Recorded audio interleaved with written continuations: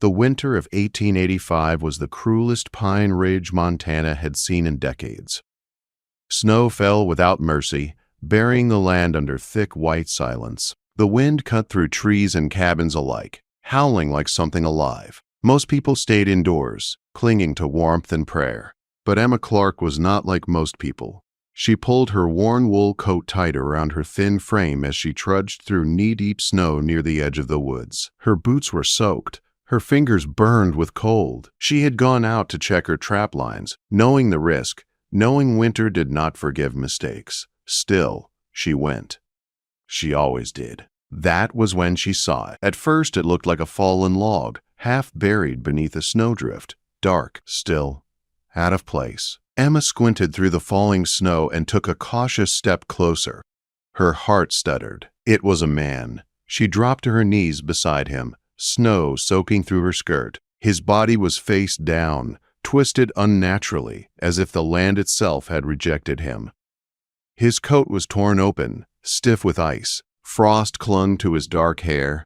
His lips were blue. "Oh, God!" she whispered. Her hand shook as she reached for his neck, searching for a pulse. For one terrible moment, there was nothing.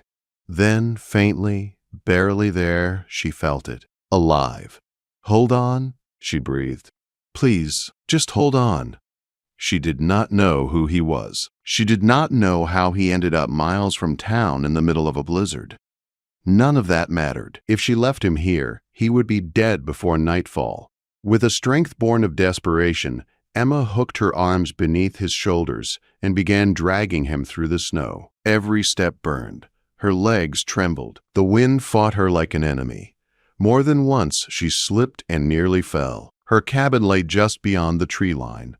She reached it barely conscious, kicking the door open with numb feet and dragging the frozen man inside. She collapsed beside him on the floor, chest heaving, then forced herself up again. "No," she muttered, "not yet." She stoked the fire until flames roared. She stripped his frozen coat and boots away, her fingers aching as ice cracked from fabric. His clothes were soaked through, clinging to his body like a second skin.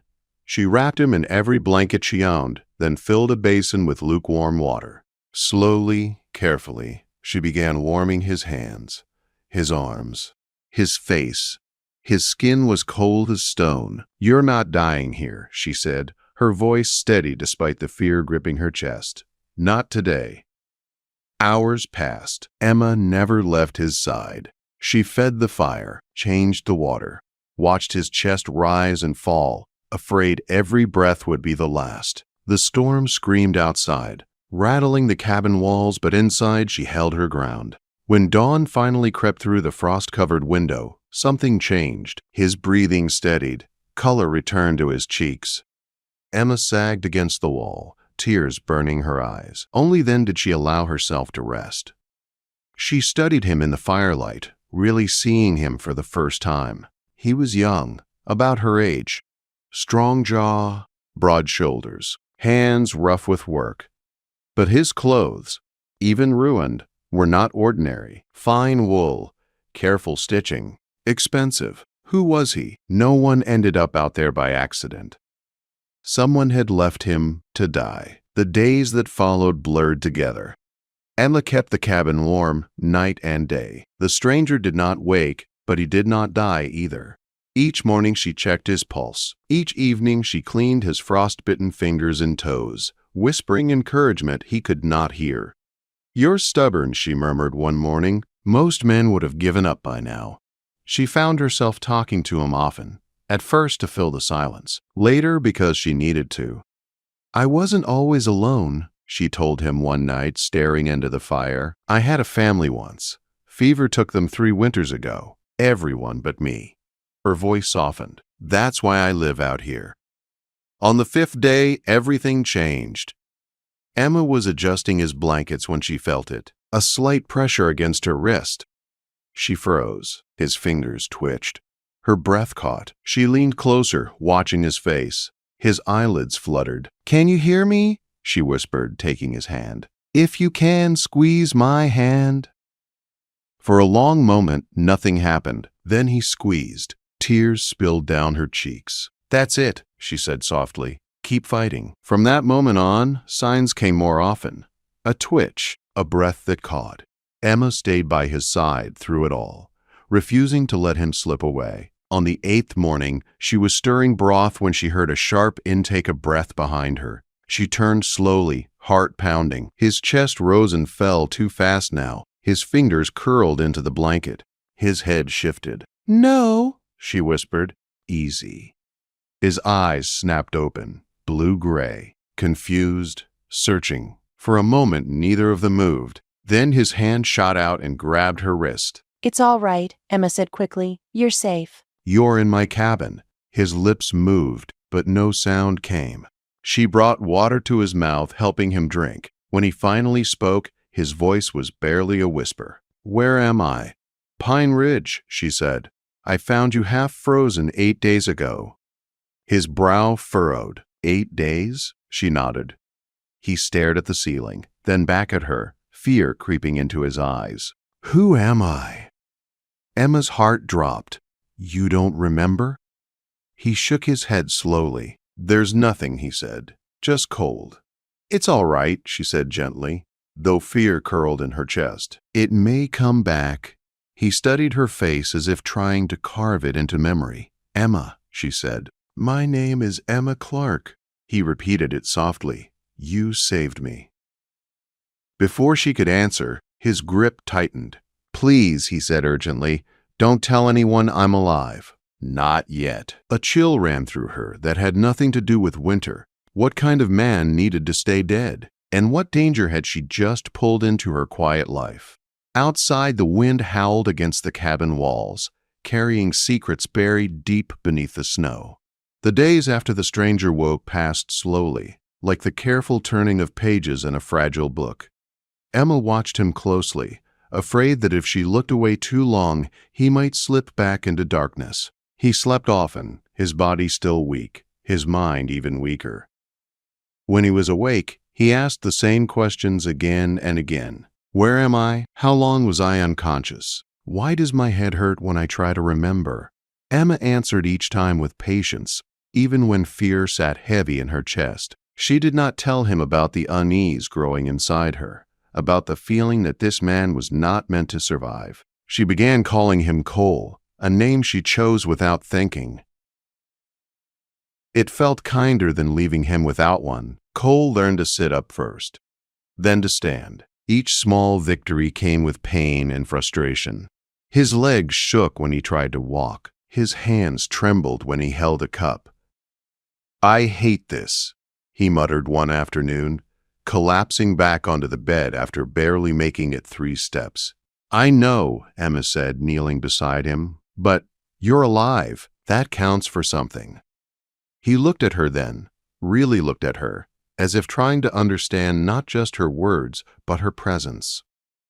"Why did you save me?" he asked quietly. "You didn't know who I was." Emma shrugged. "You were breathing." Something passed through his eyes at that, something deep and unsettled.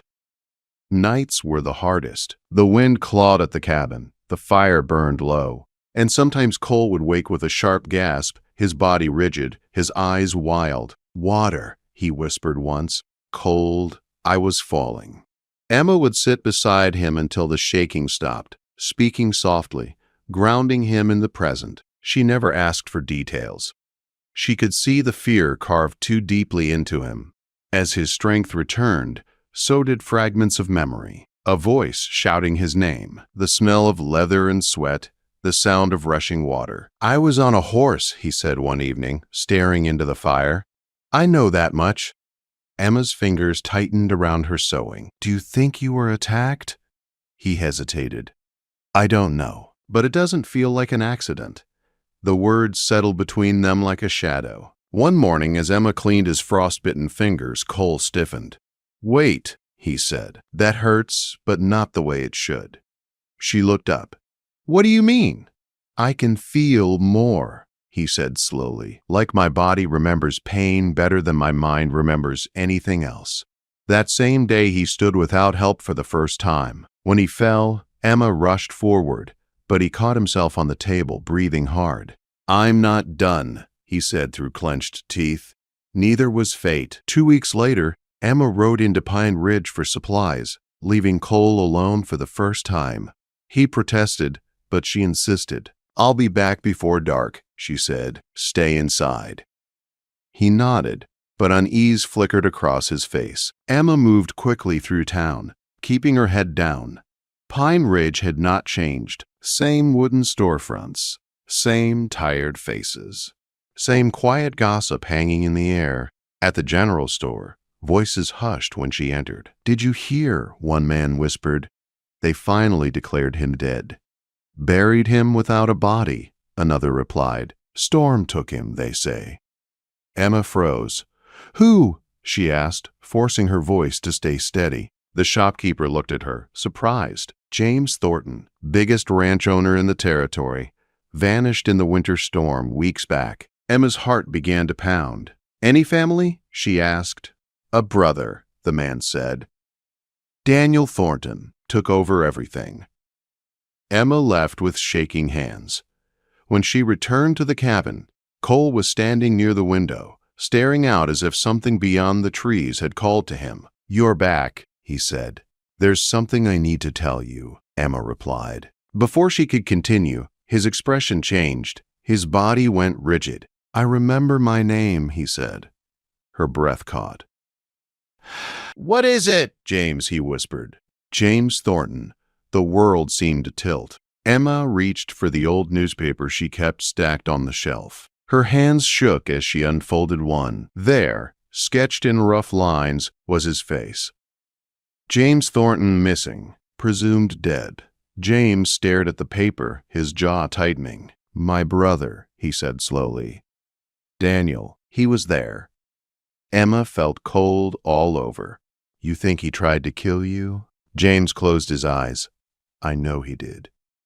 The truth unraveled quickly after that. James remembered the saddle strap, the ridge, the fall, cold water swallowing him whole. "He wanted me gone," James said, his voice flat. "Everything was left to me. The ranch, the contracts, the land." Emma sank into a chair. "James, this is dangerous. If he knows you're alive." "He can't," James said. "Not yet." They rode into town together the next morning. James kept his hat low. Emma led him to Doc Hayes, the only man she trusted. The old doctor nearly dropped his glass when he saw James. "You're supposed to be dead," Doc Hayes whispered. "Not dead enough," James replied. The truth came out in pieces. Daniel's debts, his anger, the men he hired, the lie he told the town.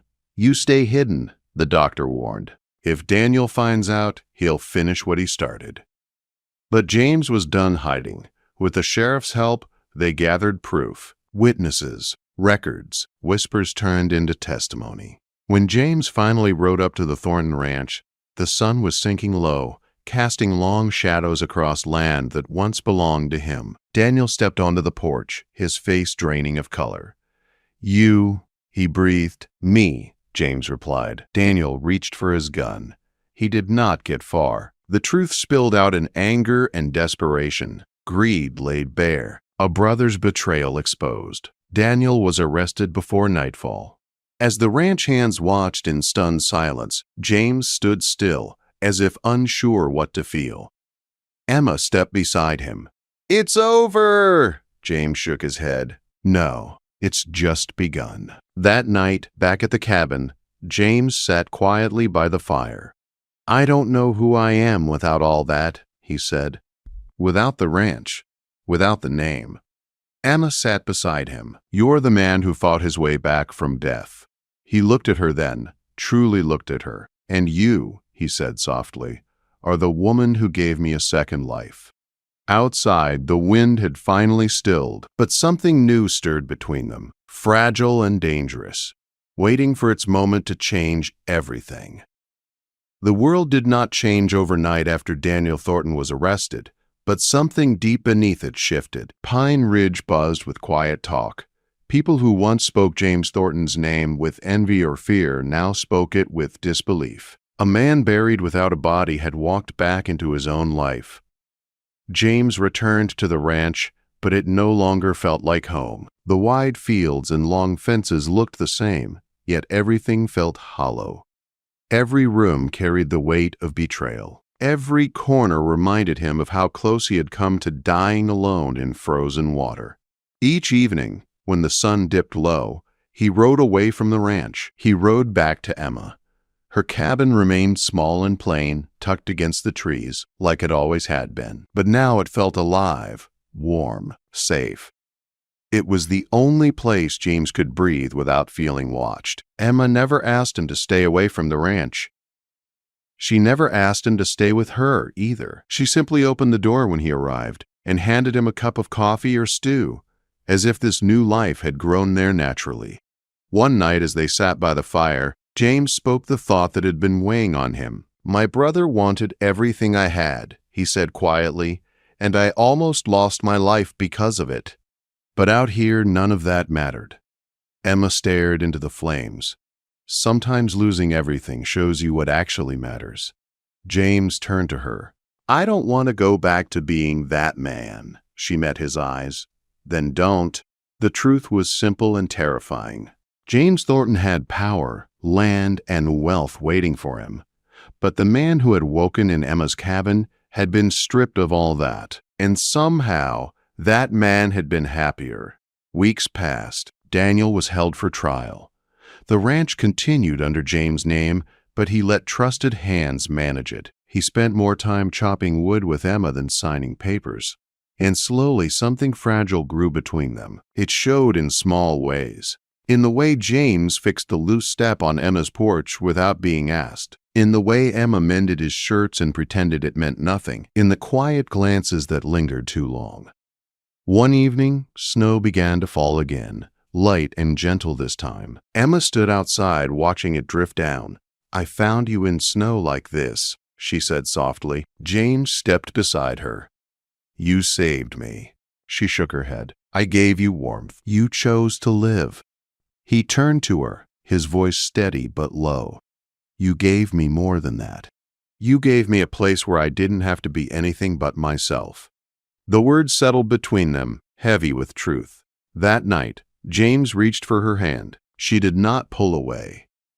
When the trial came, Pine Ridge gathered like it had never gathered before. Daniel Thornton stood before the law, stripped of power, his lies laid bare. Witness after witness spoke. The saddle strap, the hired men, the debts.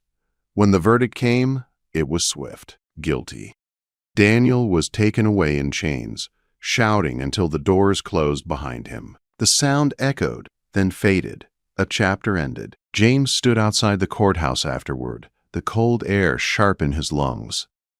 Emma stood beside him. "It's done," she said. He nodded. "And I don't feel what I thought I would." "What do you feel?" He thought for a moment. "Free." Spring arrived slowly, pushing winter back inch by inch. Snow melted into streams. Green crept across the land. Pine Ridge breathed again. James made his choice quietly. He returned to the ranch one final time and stood on the porch where his brother had tried to destroy him. He looked out over the land and felt no pull. That evening, he rode to Emma's cabin with purpose. She was chopping wood when he arrived, her sleeves rolled up, her hair loose from its braid. "What's wrong?" she asked, seeing his expression. "Nothing," he said. "Everything."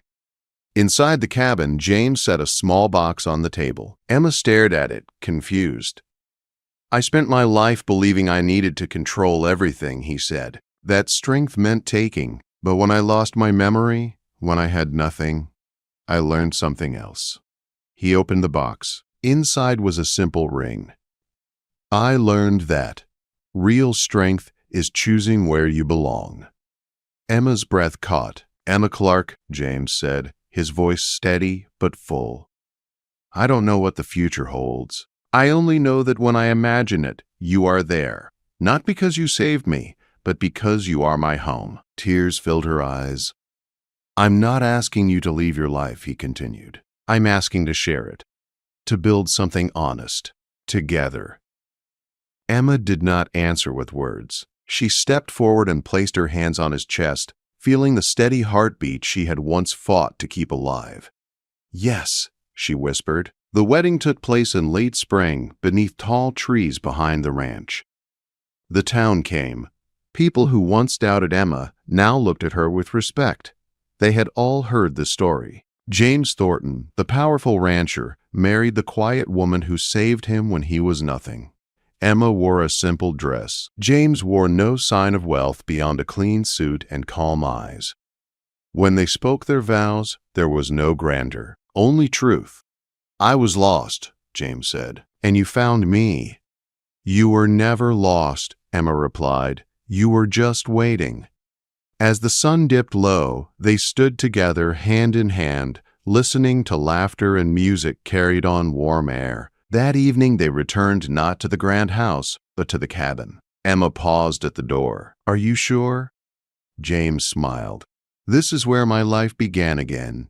Inside, the fire burned softly. Outside, the stars spread across the sky. Emma rested her head against James's chest, listening to the heart that once beat faint and frozen beneath her hands. "Funny," she said, "how one storm can destroy everything." James kissed her hair. "Or save it." And in that quiet cabin, where a stranger once lay dying, two lives came together, bound not by power or name, but by choice. The winter of 1885 had taken much from Pine Ridge, but it had also given something rare, a second chance.